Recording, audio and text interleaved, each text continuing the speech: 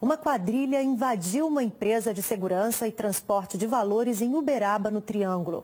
O assalto foi na madrugada de hoje e assustou os moradores com tiros e explosões. Tiro, metralhador, minha casa tremeu, que fazia pum, uma bomba forte assim. Foi feio o negócio. Imagens do vídeo de monitoramento mostram a chegada dos criminosos na empresa de valores. Eles ostentam um armamento pesado e munição de grosso calibre. O primeiro alvo da quadrilha é a rede elétrica. Estouraram transformadores, derrubaram fiação e deixaram vários bairros sem energia. Depois de abrir fogo contra os vigilantes da empresa.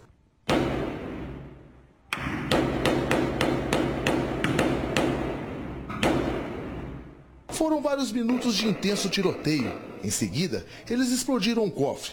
O prédio ficou praticamente destruído. Quando o dia amanheceu, os moradores estavam aflitos com tanta violência. Eu moro a cerca de 1000 metros daqui. E tinha mais de 50 tiros. Tá igual aqui, cheio de cápsula no chão. Eles colocaram uma caminhonete com 2,50 lá no quartel, vigiando o quartel. A polícia isolou a área atingida por tiros. Com a ajuda da comunidade, foram recolhidas várias sacolinhas com munições. Uma pessoa que passava pelo local ficou ferida pelos estilhaços. O bando fugiu por uma região da cidade conhecida como Pedreira. Estamos a cerca de 5 quilômetros da cidade de Uberaba, na zona rural, onde os militares conseguiram chegar à localização dos 7 veículos utilizados na ação criminosa. Entre eles, há 6 veículos de luxo, blindados, e um caminhão que eles utilizavam para carregar os explosivos. Com certeza eles fizeram estudo, sabem manusear esses explosivos para que pudesse ter o sucesso que tiveram na operação. Mas com certeza nós estamos montando uma operação envolvendo toda a inteligência e nós vamos conseguir fazer a prisão desse.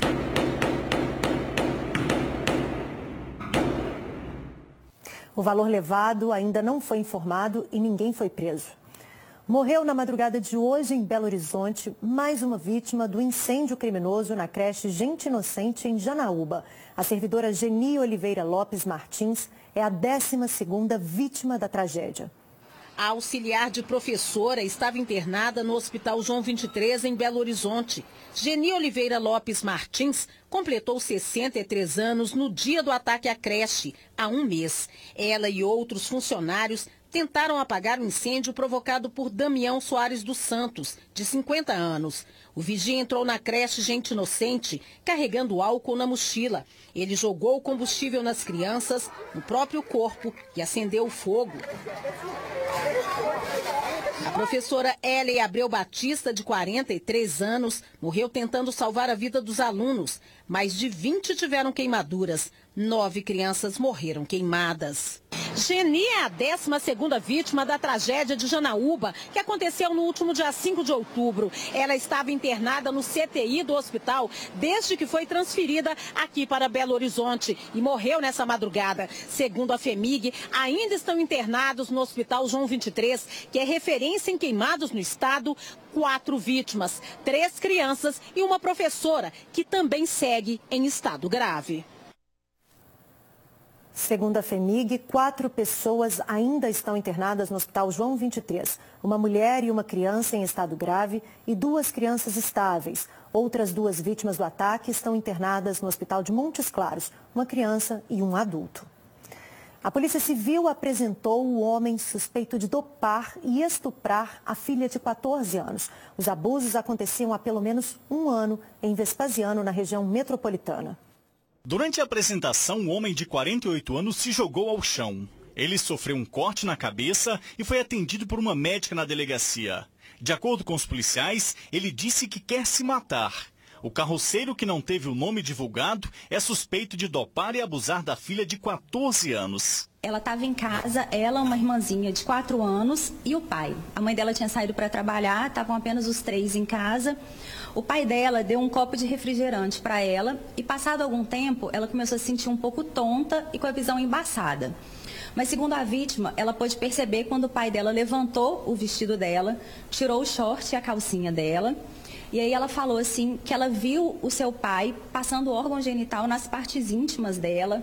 Ele praticou sexo oral com ela E ela falou que quando ela acordou, ela percebeu que tinha esperma na barriga dela. Ainda de acordo com as investigações, depois do crime, a garota tomou banho e foi até a casa de uma tia que chamou a polícia. Ele falou assim que a filha estava inventando o que tinha acontecido, porque ele tinha batido nela e porque ele proibia que ela usasse as roupas da moda. O autor ele resistiu à prisão, ele chegou a quebrar o dedo de um policial militar que estava efetuando a prisão. A menina também contou aos policiais que os abusos aconteceram durante 1 ano, mas essa teria sido a primeira vez que ele a adopou. Que caso ela contasse para alguém, que ele estupraria ela. Ele falava que ele ia praticar conjunção carnal com ela. O acusado estava em prisão domiciliar. Ele já tem passagem por roubo e homicídio. Se condenado por esse crime, ele pode pegar de 8 a 15 anos de reclusão. Ele é alcoólatra, ele usa crack, maconha, cocaína. Ele realmente tem muito problema com a família. Agora a polícia aguarda os resultados dos exames de corpo de delito e de sangue que vai indicar qual produto foi usado para dopar a vítima, além do laudo pericial feito na roupa da adolescente. Mais um ataque a penitenciárias no estado. Um homem foi preso no domingo depois de atirar contra uma guarita da penitenciária José Maria Alckmin, em Ribeirão das Neves. Tiago de Almeida Pereira, de 21 anos, foi flagrado por um agente penitenciário no momento em que arremessava 3 sacolas com celulares e chips de várias operadoras para dentro do pátio da unidade prisional. Quando percebeu que foi visto, atirou contra a guarita e fugiu por um matagal. Localizamos eles próximo da 202 CIA, né, onde ele estava ali naquela cerâmica abandonada. Aí nós conseguimos localizá-lo. Né, e logramos êxito na prisão dele. A princípio ali a informação do guarita, né, que estava ali na base da José Maria de Alckmin, foi informado que foi efetuado entre 2 e 3 disparos contra ele. E para evitar injusta agressão, o agente penitenciário também efetuou um disparo. A arma usada por Tiago não foi encontrada. Apenas uma das sacolas foi recuperada. Nela estavam 3 aparelhos e 6 chips. O rapaz não tinha passagem pela polícia. Ele vai responder pelo disparo de arma de fogo e também o ingresso de celular na penitenciária. A Secretaria de Administração Prisional informou que a Polícia Civil está investigando o caso. O maior desastre ambiental do Brasil completou 2 anos, com pouco avanço no auxílio às famílias atingidas. O rompimento da barragem de Fundão matou 19 pessoas e deixou um rastro de lama por mais de 600 quilômetros entre Minas Gerais e o Espírito Santo. Em meio à tristeza e o sentimento de impunidade, as famílias tentam refazer a vida. O cenário de destruição está preservado. Dá para ver na vegetação, nas árvores e nas casas destruídas a marca de onde a lama de rejeito de minério alcançou. E o rio Gualacho continua vermelho, assim como o Rio Doce. Seu José quase chora ao olhar para as terras da família, na área rural de Pedras. Meu terreno melhor mesmo de eu plantar minhas coisas, não tem mais para implantar mais. E também tem uma coisa, igual a água ali, ó, não tem água mais, nós acabou a água agora, como é que a gente vai ficar num lugar desse morar sem água, né?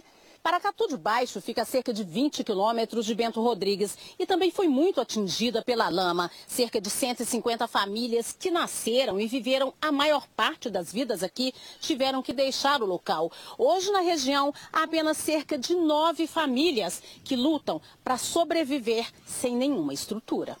Maria Geralda foi para o aluguel em Mariana, pago pela Samarco, mas o irmão dela ainda mora aqui. Temos escola, não temos posto médico, não temos nada.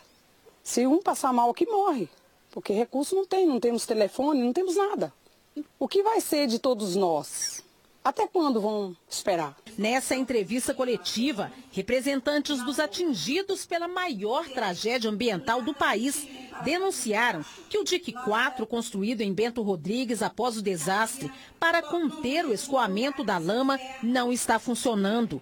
Esse dique, na verdade, não é para contenção dos rejeitos, é sim para ser armazenado rejeitos. Eu estou achando que tem pessoas que vão morrer sem ter suas casas. Entendeu? A Fundação Renova é que hoje praticamente eu nem reconheço mais, porque ela veio para fazer uma reparação e não está fazendo.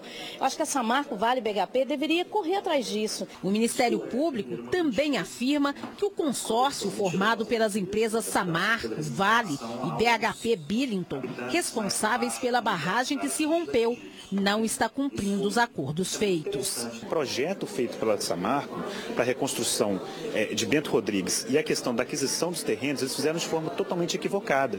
Isso atrasou o processo de reassentamento. Então, no dia 1º de novembro, agora de 2017, nós entramos com uma nova ação, um cumprimento de sentença, para que a juíza fixe uma data e um valor de multa diária por dia de atraso. Nós pedimos o valor de R$20 milhões por dia de atraso no reassentamento. Nós tivemos que entrar com 2 ações coletivas, com vários ofícios e toda hora intervir para que as famílias sejam atendidas. Em 5 de outubro de 2017, nós tivemos 23 famílias contempladas, quase 2 anos depois do desastre. Idosos, famílias que estão com necessidade e que não receberam os auxílios emergenciais. Há 1 ano, 19 pessoas desapareceram ao entrar ilegalmente nos Estados Unidos com a ajuda de coiotes. No grupo havia 2 mineiros de Sardoá, no Vale do Rio Doce. Na cidade, as famílias sofrem com a falta de notícias. A angústia aumenta todos os dias com a falta de notícia, desde o último contato, em 6 de novembro do ano passado. É só chorar, remédio controlado para aguentar. É muito difícil mesmo, é a coisa pior que já aconteceu na minha vida. Não tem um dia que não lembra. Renato Soares de Araújo, de 35 anos, faz parte de um grupo de 19 pessoas que desapareceu ao tentar entrar ilegalmente nos Estados Unidos. 12 eram brasileiros. Eles chegaram de avião a Nassau, capital das Bahamas, e seguiriam para Miami pelo mar. A viagem seria feita com a ajuda de coiotes, agenciadores que facilitam a entrada clandestina no país. Mas nenhum dos ocupantes do barco chegou aos Estados Unidos. E até hoje, 1 ano depois, ninguém sabe o que aconteceu. Eu acredito que 19 pessoas tivessem naufrágio, tinham algum vestígio. Não tem como não ter nada. Renato pagaria a um coiote R$70 mil quando chegasse aos Estados Unidos. Os parentes dele dizem que essa negociação para a travessia ilegal foi intermediada por um morador aqui da zona rural de Sardoá. A família diz ainda que esse homem continua na cidade, não passa muitas informações, mas sustenta a versão de que as 19 pessoas estão presas. Além de Renato, outro morador de Sardoá estava no grupo que desapareceu, Márcio Pinheiro de Souza. As famílias receberam a notícia de que em setembro deste ano, uma comissão formada por deputados, representantes do Itamaraty e da Polícia Federal foi a Bahamas em busca de mais detalhes sobre o caso. Eles reclamam que até hoje não receberam qualquer informação das autoridades. Pelo amor de Deus, gente, por favor, faça alguma coisa. Meu desejo é que ele chegue. Chega aí são e salvo.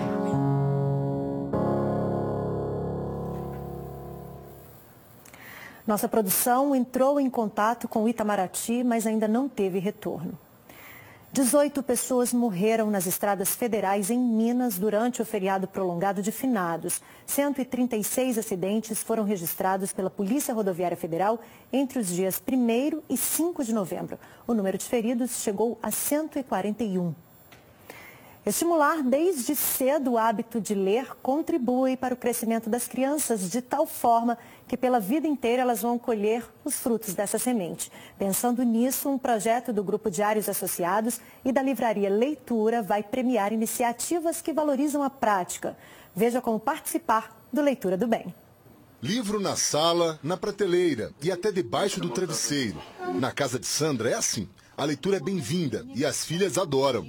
Helena, de 7 anos, gosta da literatura lúdica do universo infantil. Várias coisas divertidas. Eu sempre lia para Helena já da barriga. Criança copia a gente, né? Então, a partir do momento que ela me vê lendo, que ela vê livro pela casa, o interesse foi natural e ela sempre se interessou muito. E depois que ela aprendeu a ler Aí foi libertador. Incentivo que serve de modelo para Clarice, de apenas 2 anos. Os da Helena já estão de herança para Clarice e a gente vai aumentando o acervo. Mas o Brasil ainda precisa avançar muito pelo mundo da leitura. Uma pesquisa realizada pelo IBOP a pedido do Instituto ProLivro mostrou que de 2011 até 2015 o número de leitores brasileiros cresceu 6%, o que na prática representa o seguinte: um brasileiro chega a ler em média por ano apenas 4 livros. E para mudar essa realidade, o Grupo Diários Associados, em parceria com a livraria Leitura, lança o projeto Leitura do Bem.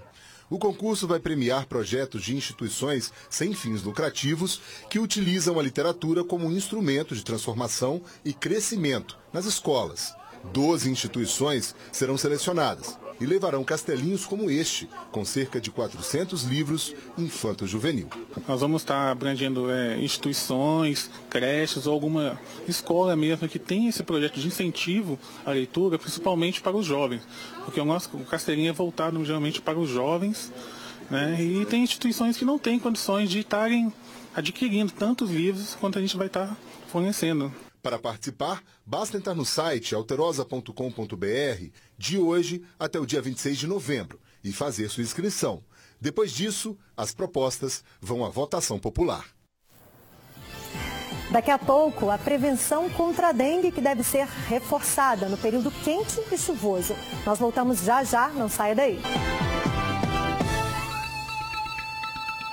Voltamos com os destaques do SBT Brasil. Você vai ver que ex-aluno mata menina de 16 anos numa escola pública em Goiás. Polícia diz que atirador que matou 26 pessoas em uma igreja do Texas, nos Estados Unidos, cometeu suicídio depois da chacina. Essas e outras notícias você confere a partir de agora. Eu volto amanhã às 7h15 da noite. Uma ótima semana para vocês e até lá. Tchau!